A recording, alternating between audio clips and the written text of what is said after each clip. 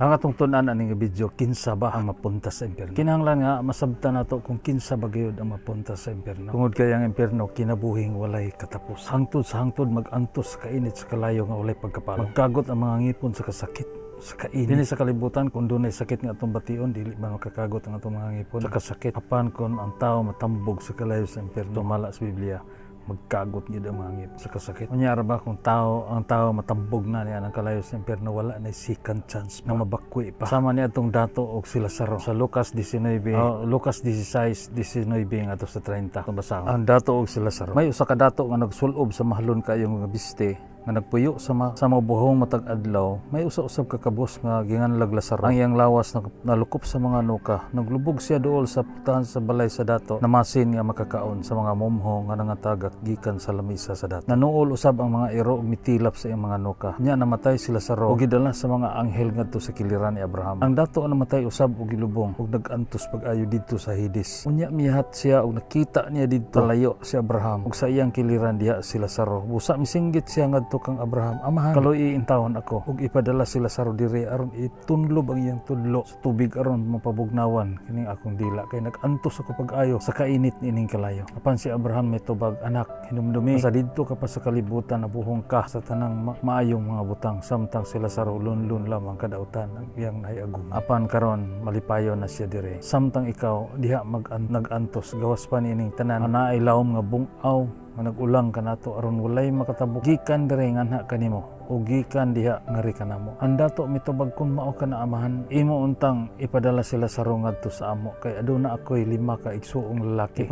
Padtua siya aron kapasidan-an sila aron dili sila mahianhin ning dapit sa kasikitan. Si Abraham miingon, atua na didto si Moses ug ang mga propeta nga nagpasidaan kanila. Sila nay mahibalo pagpamati sa isultis ni Moses ug sa mga propeta. Ang dato mitubag, apan amahan dili pa ka naigon dunay mabanhaw ug muadto kanila, miya gid sila sa ilang mga sala. Apan miingon si Abraham, kung dili gani sila motuo kang Moses ug sa mga propeta, dili gayod sila makabig bisan pag may mabanhaw. So ingon ana ang tinuod nga kapadulngan sa tao kung ang tao mamatay na. Nga kung ang tao mamatay na, wala na second chance pa nga mausab pa o mabakwi pa ang iyahang naimutangan. Kung impyernohonon ka, impyerno ka na gyud, adto na gyud ka dito. Langit ka. Adto ka sa langit tungod kay dili na pwede mabakwi pa tungod kay dunay lawom kay nga bungaw nga nag-ulang. Kung adto sa Hades, di na pwedeng malangit pa. Adto sa langit, di na pwedeng maimpyerno pa. Muna nga nai-insakto nga kapadulngan sa tao kung na-impyerno siya. Hades na gid siya dito. Impyerno na gid siya. Kini itong kapamatud-an kung ang tao mamatay na, wala na second chance pa. Hebrew 9:27. Ang tanan kinahanglan mamatay sa makausa ug tapos niya na hukman siya sa Dios. Kini kamatay sa tao na hinukman na ka, wala na pwedeng malangit pa bisan pag-unsaon mo nag-ampo, bisan pag-unsaon nagpamisa, dagkot kandila, wala na. Dili na pwede nga maluwas pa. Mintras buhi pa ang tao na naapay kay gayunan nga maluwas, pero kung patay na, wala na second chance pa nga mabakwi pa. Mga sobrang seryoso ni nga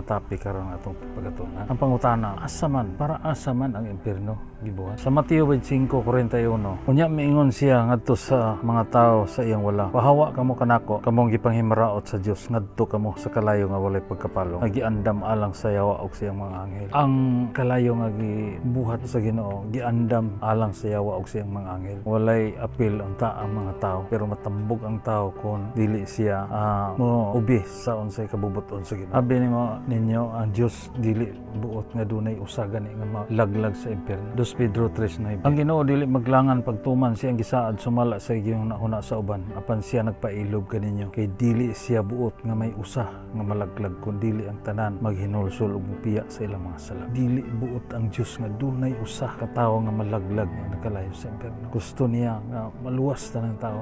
Duol niya maghinulsol, isilsil gina ninyo sa inyong huna-huna ug sa inyong kasig-kasig. Nga dili buot ang Dios nga dunay usa nga malaglag niya nakalayo sa impyerno. Kay nasayod siya unsa ka sakit ang tuson sa usa ka tawo nga tambong niya nakalayo sa impyerno. Apan kun ang tawo mapunta sa impyerno, gipili niya nga maimpyerno siya.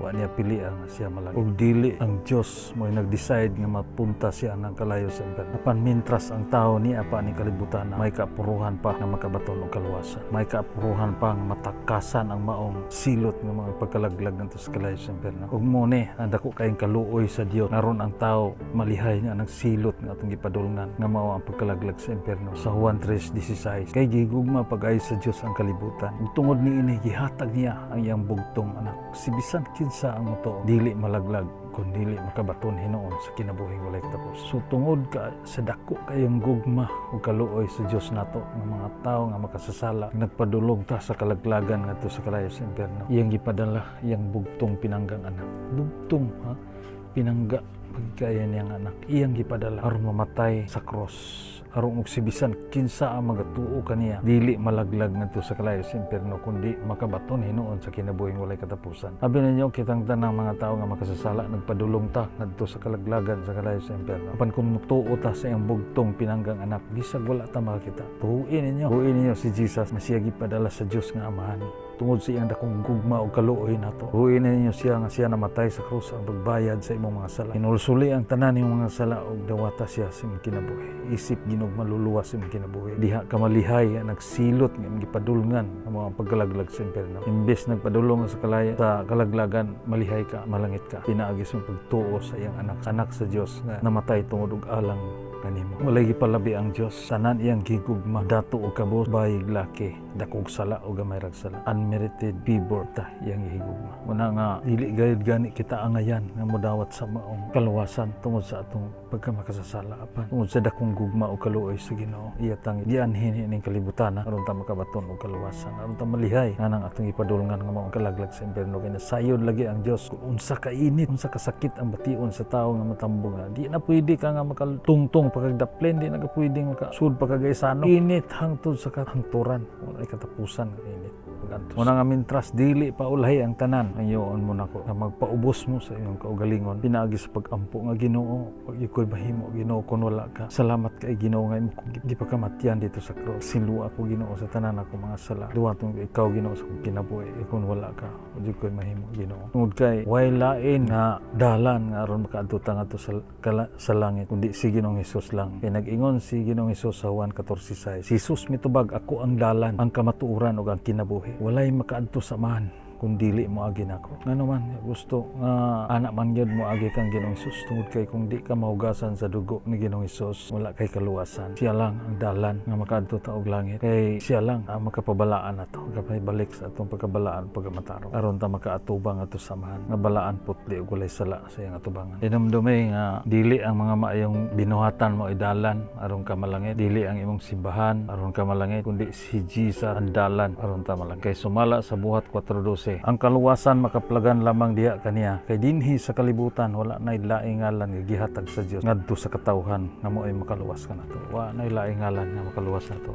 si Ginoong Hesukristo mao nga kung maimpierno ang tao nya nakahibalo siya nini nga mensahe gipili niya nga maimpierno siya wala niya pilian nga malangit siya hinaot nga nasabtan ang pulong sa Ginoo. God bless sa tanan.